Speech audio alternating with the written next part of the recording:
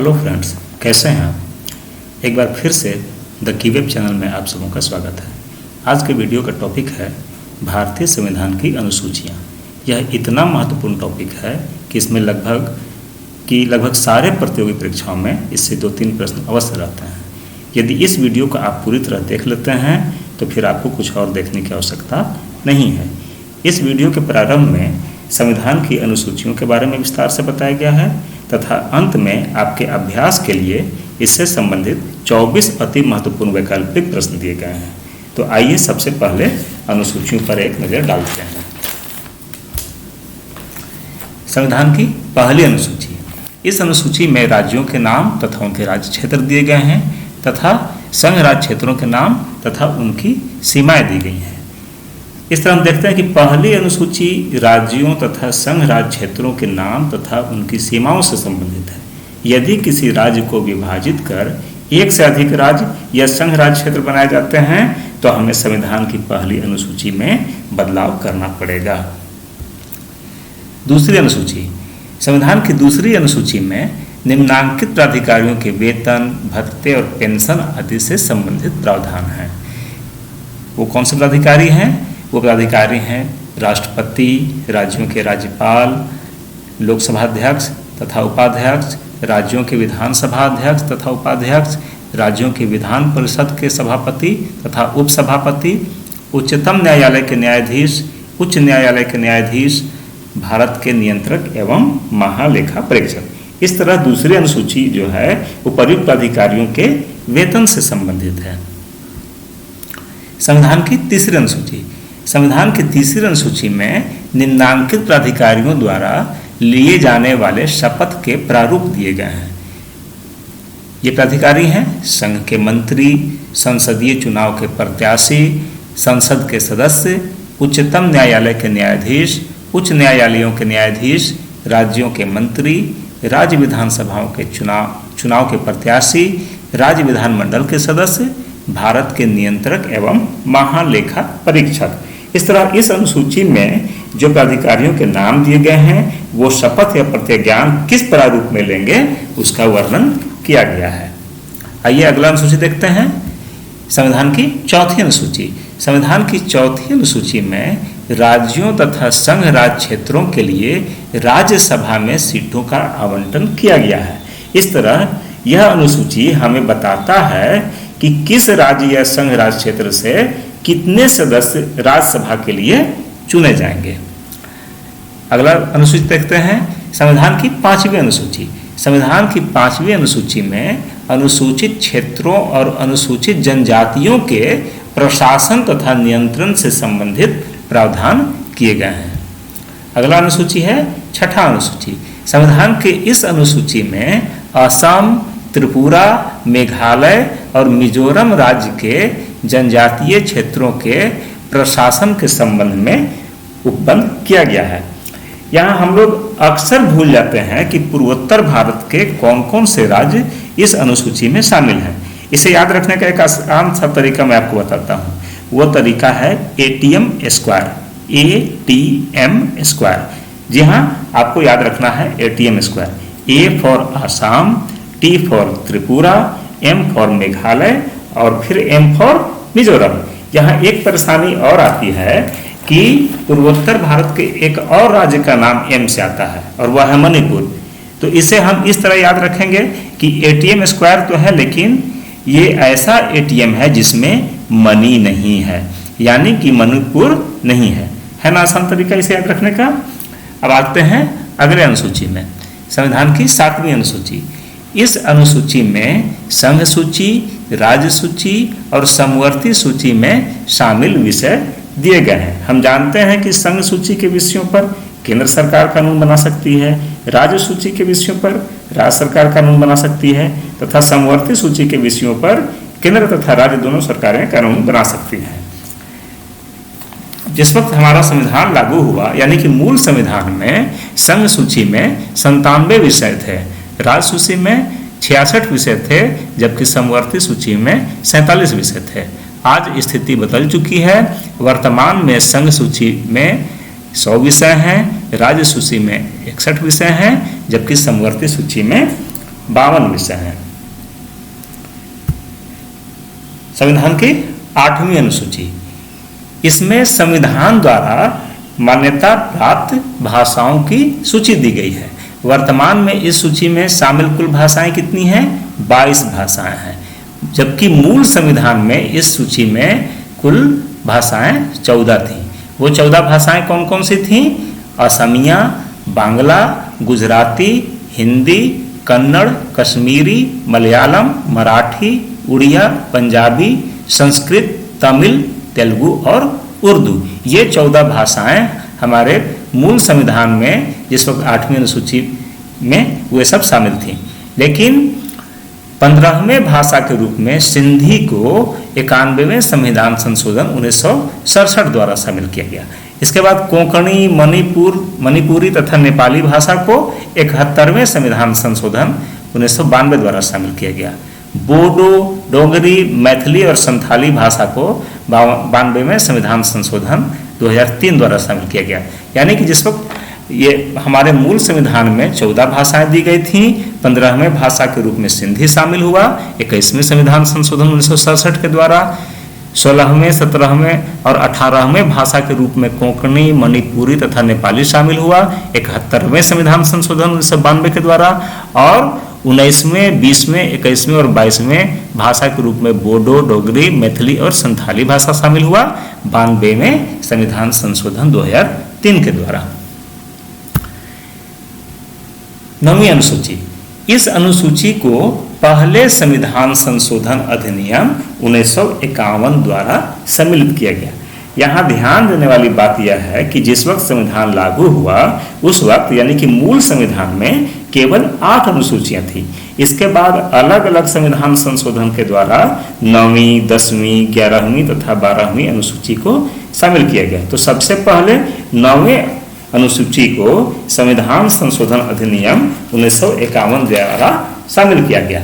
इस अनुसूची का उद्देश्य यह था कि भूमि सुधार तथा जमींदारी उन्मूलन के लिए बनाए जाने वाले नियमों, अधिनियमों को न्यायालय के पुनर्विलोकन शक्ति के बाहर रखा जा सके। लेकिन बाद में वामन राव मामला 1981 द्वारा में उच्चतम न्यायालय ने स्पष्ट कर दिया कि केशवानंद भारती मामले की तिथि यानी कि 4 अप्रैल 1973 के बाद जो भी अधिनियम संविधान की 9वीं अनुसूची में शामिल किए गए हैं उनकी न्यायिक समीक्षा की जा सकती है। संविधान की 9वीं अनुसूची में वर्तमान में 282 प्रविष्टियां हैं। 10वीं अनुसूची, संविधान की 10वीं अनुसूची को 52वें संविधान संशोधन 1985 द्वारा शामिल किया गया। हमने पिछले स्लाइड में देखा था कि 9वें संविधान अनुसूची को संविधान के पहले संविधान संशोधन द्वारा जोड़ा गया था। तो इस अनुसूची को यानी कि 10वें अनुसूची को 52वें संविधान संशोधन द्वारा 1985 ईस्वी में शामिल किया गया। इसमें दल बदल करने के कारण संसद और विधानसभा सदस्यों की सदस्यता समाप्त होने से संबंधित प्रावधान किए गए हैं। इसे पुनः 91वें संविधान संशोधन 2003 द्वारा संशोधित किया गया। इसे दल बदल विरोधी कानून भी कहा जाता है। यह एक बहुत महत्वपूर्ण अनुसूची है, 10वीं अनुसूची। इसे सामान्य भाषा में दल विरोधी कानून भी कहा जाता है। 11वीं अनुसूची, संविधान के 11वीं अनुसूची को 73वें संविधान संशोधन 1992 द्वारा शामिल किया गया। यह एक बहुत ही महत्वपूर्ण अनुसूची है क्योंकि इसमें पंचायतों की शक्तियों और उत्तरदायित्वों का वर्णन किया गया है। और इस सूची वर्तमान में इस सूची में 29 विषय हैं। और अगला 12वां अनुसूची, इस अनुसूची को 74वें संविधान संशोधन अधिनियम 1992 द्वारा शामिल किया गया। इसमें नगर पालिकाओं की शक्तियों और कर्तव्यों को निर्धारित किया गया है। वर्तमान में इस सूची में 18 विषय सम्मिलित हैं। हम 11वीं और 12वीं को इस तरह से याद रखेंगे कि 11वीं अनुसूची मेरा ग्राम पंचायतों से संबंधित था और 12वीं अनुसूची नगर पालिकाओं की शक्तियों और कर्तव्य से संबंधित था। तो इस तरह हमने संविधान की अनुसूचियों पर एक नजर डाल लिया। अब हम लोग इन अनुसूचियों से बनने वाले महत्वपूर्ण प्रश्नों को हल करने का प्रयास करेंगे। प्रत्येक प्रश्न के बाद 4 विकल्प दिया जाएगा। इसके लिए आपको 5 सेकंड का समय दिया गया है। अगर आप इसका उत्तर जानते हैं तो कमेंट बॉक्स में इसे अंकित करते जाएंगे। तो आइए प्रश्न शुरू करते हैं। पहला प्रश्न है, संविधान सभा द्वारा अंतिम रूप से पारित मूल संविधान में कुल कितनी अनुसूचियां थीं? और आपके ऑप्शंस हैं 6, 8, 10 या फिर 12।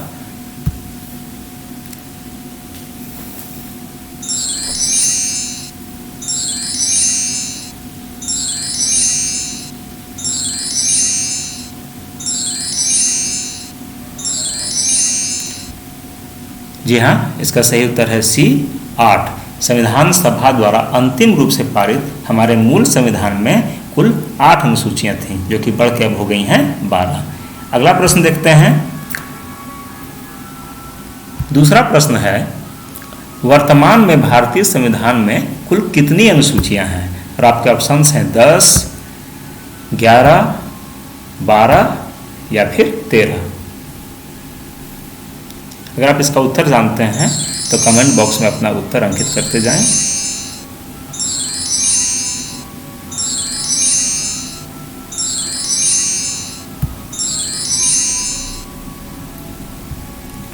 इसका सही उत्तर है सी 12।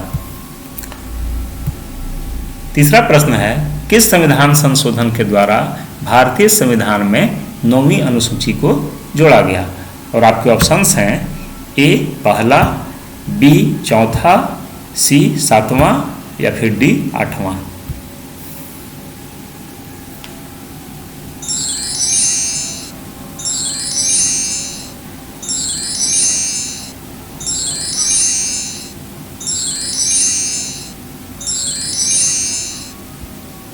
इसका सही उत्तर है ए पहला। हमने देखा था कि संविधान संशोधन, पहले संविधान संशोधन के द्वारा ही 9वीं अनुसूची को जोड़ा गया था। अगला प्रश्न है, भारतीय संविधान में 10वीं अनुसूची को किस संविधान संशोधन के द्वारा जोड़ा गया? और आपके ऑप्शंस हैं 42वें संविधान संशोधन के द्वारा या फिर 44वें संविधान संशोधन द्वारा, 50वें संविधान संशोधन द्वारा या फिर 52वें संविधान संशोधन द्वारा।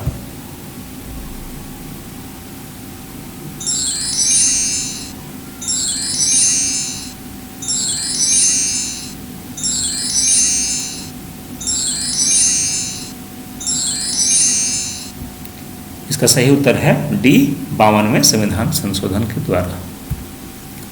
पांचवा प्रश्न है, भारतीय संविधान में 11वीं अनुसूची को किस संविधान संशोधन द्वारा शामिल किया गया? और आपके ऑप्शंस हैं ए पहले संविधान संशोधन 1951 के द्वारा, बी 73वें संविधान संशोधन 1992 के द्वारा, सी 74वें संविधान संशोधन 1992 के द्वारा या फिर डी 92वें संविधान संशोधन 2003 के द्वारा।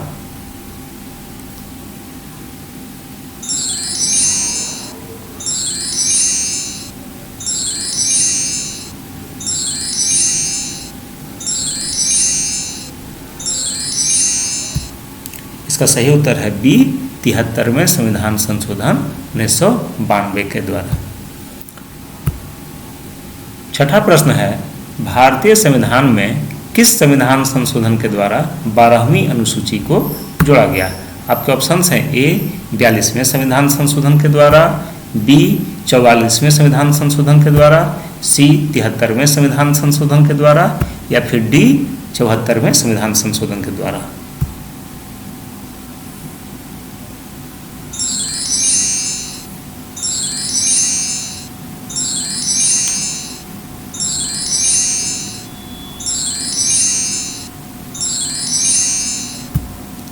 इसका सही उत्तर है डी 74वें संविधान संशोधन के द्वारा। अगला प्रश्न है, भारतीय संविधान के प्रथम अनुसूची का संबंध निम्नलिखित में से किससे है? आपके ऑप्शंस हैं ए महत्वपूर्ण पदाधिकारियों के वेतन से, बी महत्वपूर्ण पदाधिकारियों के शपथ से, सी राज्यसभा में प्रतिनिधित्व से या फिर डी भारतीय संघ में शामिल राज्यों और संघ शासित क्षेत्रों से।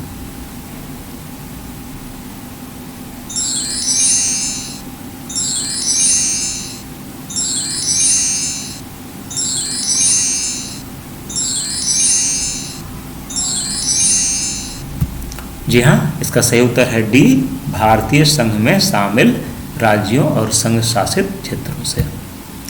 अगला प्रश्न है,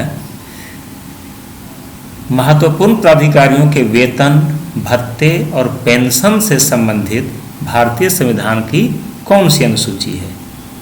और आपके ऑप्शंस हैं ए पहली अनुसूची, बी दूसरी अनुसूची, सी तीसरी अनुसूची या फिर डी छठी अनुसूची।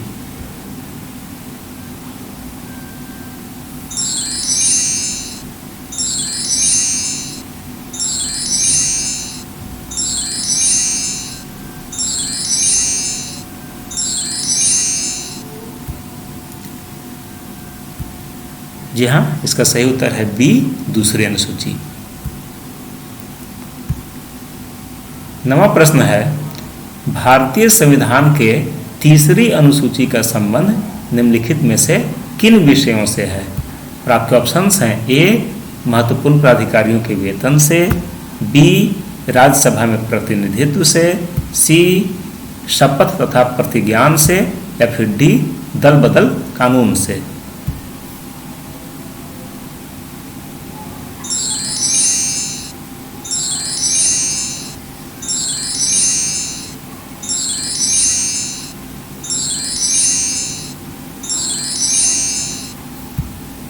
जी हाँ, इसका सही उत्तर है सी शपथ तथा प्रतिज्ञान से।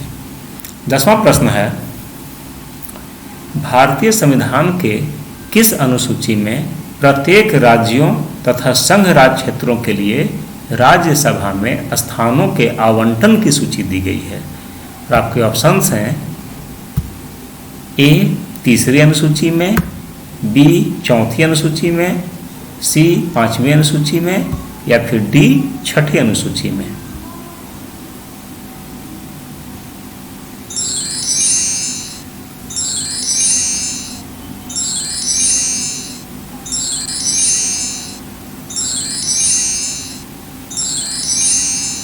जी हाँ, इसका सही उत्तर है बी चौथी अनुसूची में। भारतीय संविधान का चौथी अनुसूची यह बताता है कि प्रत्येक राज्य या संघ क्षेत्र से कितने सदस्य राज्यसभा के लिए चुने जाएंगे। अगला प्रश्न है, जब किसी राज्य को विभाजित कर नए राज्य संघ राज्य क्षेत्र का गठन किया जाता है तो इससे संविधान की किस अनुसूची में परिवर्तन होता है? और आपके ऑप्शंस हैं ए पहली अनुसूची में, बी पांचवी अनुसूची में, सी सातवीं अनुसूची में या फिर डी नौवीं अनुसूची में।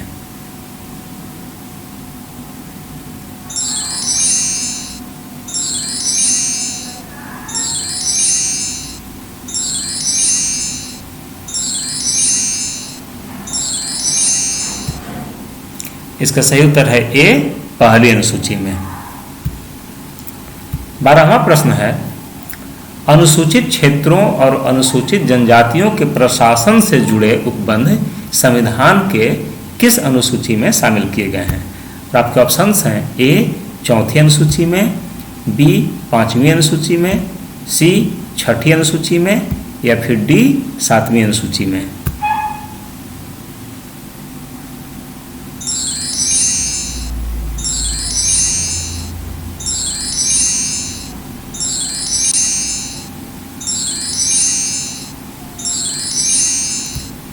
इसका सही उत्तर है बी पांचवी अनुसूची में। अगला प्रश्न देखते हैं। अगला प्रश्न है, भारतीय संविधान की छठी अनुसूची निम्नलिखित में से किस राज्य में लागू नहीं होती है? आपके ऑप्शंस हैं ए त्रिपुरा, बी मेघालय, सी मणिपुर या फिर डी मिजोरम।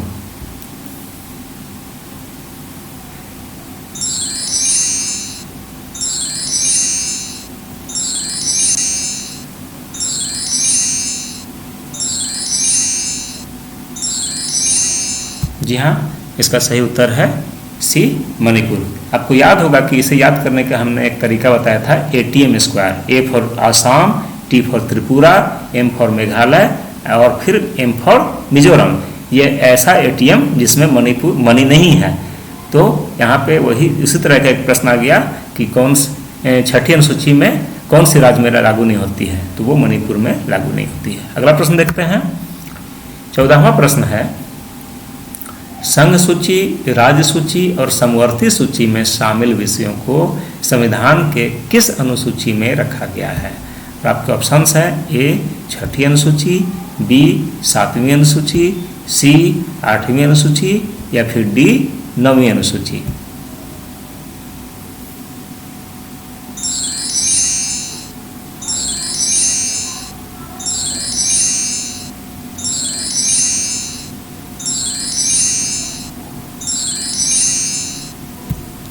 जी हाँ, इसका सही उत्तर है बी 7वीं अनुसूची।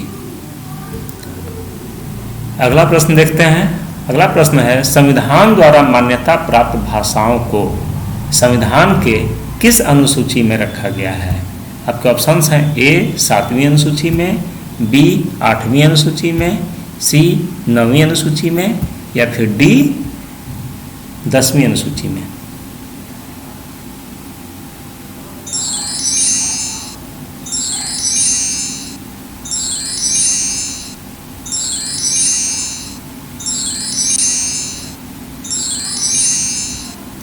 इसका सही उत्तर है बी 8वीं अनुसूची में।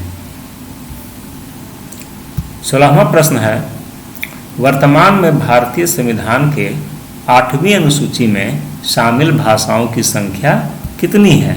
और आपके ऑप्शंस हैं ए 14, बी 18, सी 20 या फिर डी 22।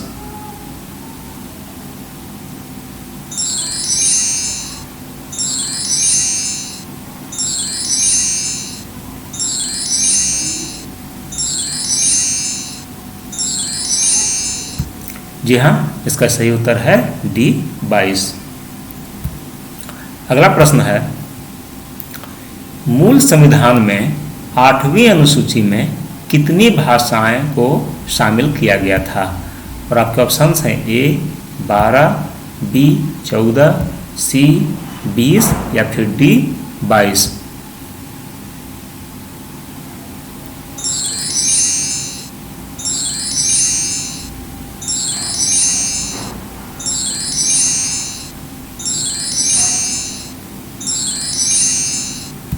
जी हाँ, इसका सही उत्तर है बी 14। मूल संविधान में 14 भाषाएं थीं, बाद में और भाषाएं शामिल हुई हैं, जिसके बाद अभी वर्तमान में 22 भाषाएं हैं।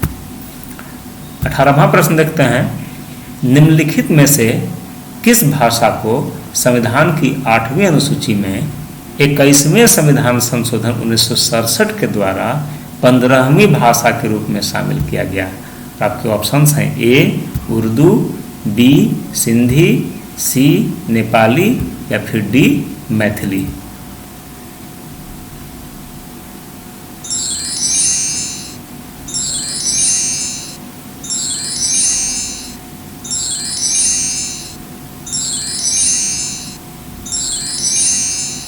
जी हाँ, इसका सही उत्तर है बी सिंधी। सिंधी भाषा को 15वीं भाषा के रूप में संविधान के 21वें संविधान संशोधन के द्वारा शामिल किया गया था। 19वां प्रश्न देखते हैं। 19वां प्रश्न है, कोंकणी, मणिपुरी और नेपाली भाषा को किस संविधान संशोधन के द्वारा संविधान की 8वीं अनुसूची में शामिल किया गया? और आपके ऑप्शंस हैं ए 21वें संविधान संशोधन के द्वारा, बी 42वें संविधान संशोधन द्वारा, सी 71वें संविधान संशोधन के द्वारा या फिर डी 92वें संविधान संशोधन द्वारा। अगर आप इसका उत्तर जानते हैं तो कमेंट बॉक्स में अपना उत्तर अंकित करते जाएं।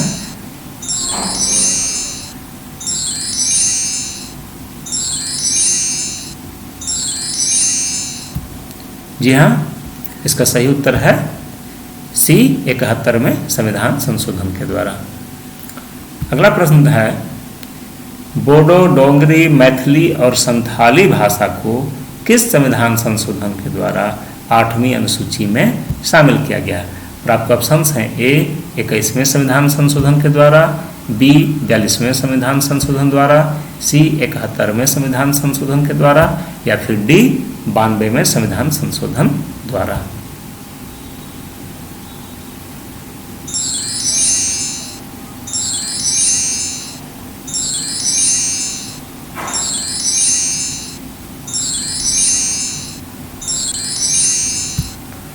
जी हाँ, इसका सही उत्तर है डी 92वें संविधान संशोधन के द्वारा।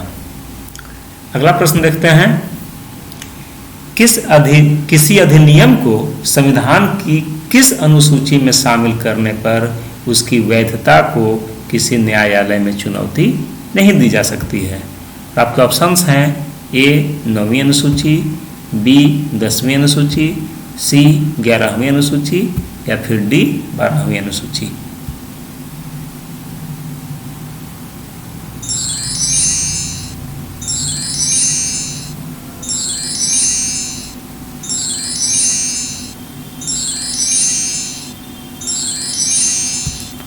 जी हाँ, इसका सही उत्तर है ए 9वीं अनुसूची। 9वीं अनुसूची में शामिल विषयों के वैधता को न्यायालय में चुनौती नहीं दी जा सकती है। अगला प्रश्न देखते हैं, 22वां प्रश्न है, दल बदल के आधार पर निर्वाचित सदस्यों की अयोग्यता संबंधी विवरण संविधान की किस अनुसूची में दिया गया है। आपके ऑप्शन हैं ए 8वीं अनुसूची, बी 9वीं अनुसूची, सी 10वीं अनुसूची या फिर डी 11वीं अनुसूची। अगर आप इस प्रश्न का उत्तर जानते हैं तो अपना उत्तर कमेंट बॉक्स में जरूर अंकित करें।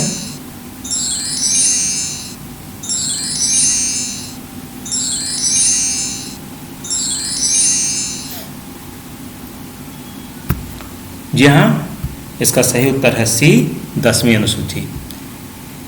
अगला प्रश्न देखते हैं, भारतीय संविधान की 11वीं अनुसूची संबंधित है। आपके ऑप्शन हैं ए दल बदल कानून से, बी संघ की भाषाओं से, सी पंचायती राज से या फिर डी केंद्र राज संबंध से।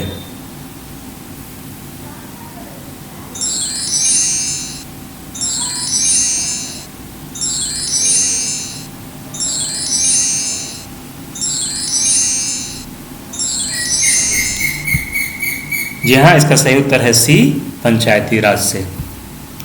अगला प्रश्न देखते हैं, नगरपालिकाओं की शक्तियों और उत्तरदायित्वों का वर्णन संविधान की किस अनुसूची में किया गया है। आपके ऑप्शन हैं ए 9वीं अनुसूची में, बी 10वीं अनुसूची में, सी 11वीं अनुसूची में या फिर डी 12वीं अनुसूची में।